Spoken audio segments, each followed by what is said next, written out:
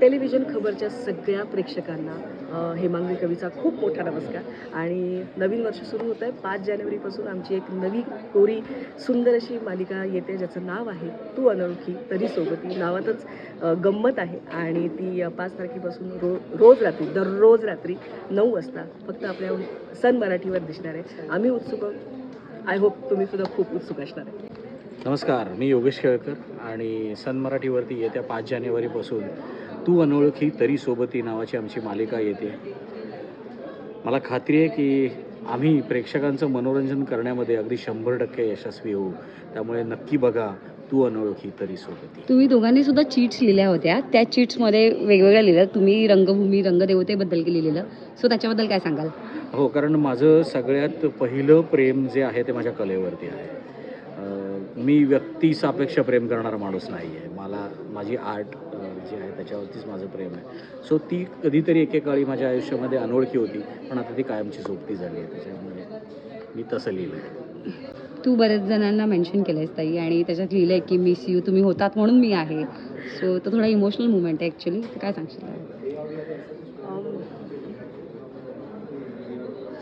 मी घरातलं सर्वात शेंडफळ शेवटची आहे मी आणि माझी ताई आधी. त्यामुळे मी जेव्हा जन्माला आले तेव्हा ही ओळख हे नातं कळायला वेळ लागतो ना. एक 4-5 वर्षानंतर कळतं की अरे ही आपली बहीण आहे, ही आपली ताई आहे, हे आपले पप्पा आहेत, हे आपली.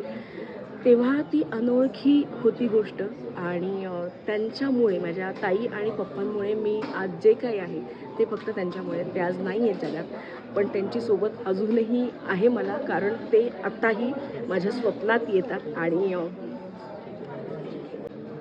हे खूप असं रोमॅन्टिक किंवा असं काहीतरी, काय त्याला शब्द काय म्हणतात मला माहीत नाही, पण जेव्हा मी कुठलं नवीन काम सुरू करते ते खरंच माझ्या डोकं स्वप्नात येतात. हे सगळं मेंटली आहे माझ्या, पण ते स्वप्नात येतात. आम्ही काहीतरी भूतकाळातलं मी काहीतरी माझ्या डोक्यात येतं किंवा स्वप्नात येतं, पण मला कळतं की ह्यांनी आशीर्वाद दिला.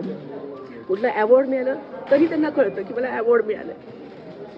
सो येस, ते माझ्यासोबत आहे. एकत्र काम करण्याची गंमत म्हणजे मुळात आम्ही दोघं बालपणापासूनचे मित्र आहोत. त्याच्यामुळे आणि एकमेकांचा प्रवास पाहिला आहे. हां, आणि अगदीच सुरुवातीपासून बघितलं आहे. म्हणजे हिने मला स्टेजवरती लाईटिंग करताना घोड्यावर चढून बघितलेलं आहे आणि मी हिला अगं इथे नाही गं, इथे उभी राहा असं दिग्दर्शकांनी सूचना दिलेली आणि ओरडला पण आहे, लाईट का नाही घेतला, लाईट का नाही घेतला असं म्हणून ओरडलेलो पण आहे. इथपासूनचा आमचा हा प्रवास आहे आणि आज आता आम्ही आमच्या या मालिकेमध्ये तू अनोळखी तरी सोबतीमध्ये सोबत येऊन प्रेक्षकांचं मनोरंजन करण्याचा प्रयत्न करतो. थँक्यू. आम्ही त्या वयाचे दिसत नाही, पण आम्ही ॲक्च्युली त्या वयाचे आहोत.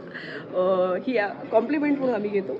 पण जरी आम्ही दिसत नसलो तरी हेच चॅलेंज आहे ना, की समजा आपण दिसत नाही, लोकांना माहीत नाही आपण या वयाचे आहोत, पण ते कॅरेक्टर करताना आम्हालाही मजा येते. मलाही खूप चॅलेंजेस फेस करावे लागते की अच्छा मला आईसारखा विचार करायचा आहे, मला आईसारखा विचार करायचा आहे. सो हे एक नवीन गोष्ट आहे आणि ती ना एन्झायटी निर्माण करते आणि कलाकाराच्या आयुष्यात एन्झायटी असणं थोडा असं रेसलेसपणा असला ना की मला असं वाटतं की ती गोष्ट अजून जिवंत होते. सो मला वाटतं हे कॅरेक्टर नीलांबरी देशमाने जी आई आहे समीरची, ती जिवंत करण्यामध्ये ही जी एन्झायटी किंवा एक रेसलेसपणा आहे तो कामी येणार आहे. तुम्ही काय सांगाल? बेसिकली तुम्ही जे म्हणताय की वयापेक्षा जास्त असलेली भूमिका साकारणं, कुठल्याही कलाकाराला आपण ही अशी खूप मोठी मोठी उदाहरणं बघितली आहेत की जी अगदी ऐन तारुण्यामध्ये खूप मोठं, म्हणजे अनुपम खेर सरांसारखं एवढं मोठं उदाहरण आहे की त्यांनी रोहिणी हट्टंगडी ताई आहे, इतकी मोठी मोठी उदाहरणं. अर्थात मी अशी मोठी उदाहरणं देतोय, पण एक कलाकार म्हणून आम्ही इन्स्पायर होतो किंवा आम्ही स्वतःसाठीच एक चॅलेंज म्हणून ते स्वीकारतोय की मी आत्तापर्यंत अनेक वडिलांच्या भूमिका करत आलो आहे, इथे सुद्धा नायकाच्या वडिलांची भूमिका करतोय. हा मान्य आहे की आम्हाला 3 मोठी मुलं, 1 नातू, इतक्या वयाचे आम्ही निश्चित आत्ता वाटत नाही, कारण आम्ही नाही आहोत तेवढे आता ॲक्च्युली तसं बघायला गेलं. पण एक चॅलेंज म्हणूनच आम्ही हा घेतोय. म्हणजे हेमांगी मॅडमचं ज्यावेळेला याच्यामध्ये कास्टिंग झालं त्यावेळेला मी पहिल्यांदा तिला म्हटलं तर मंग्या तुला कल्पना आहे का की तू आजी असणार आहेस, याच्यात आपल्याला एक नातू आहे. त्याच्यावरती असं काय म्हणजे काय आपण आजी असं आहोत? म्हटलं हो आहोत. आणि हेच आमच्या दोघांसाठी खूप मोठं चॅलेंज आहे आणि जे आम्ही ताकदीने पेलू याची आम्हाला दोघांनाही खात्री आहे.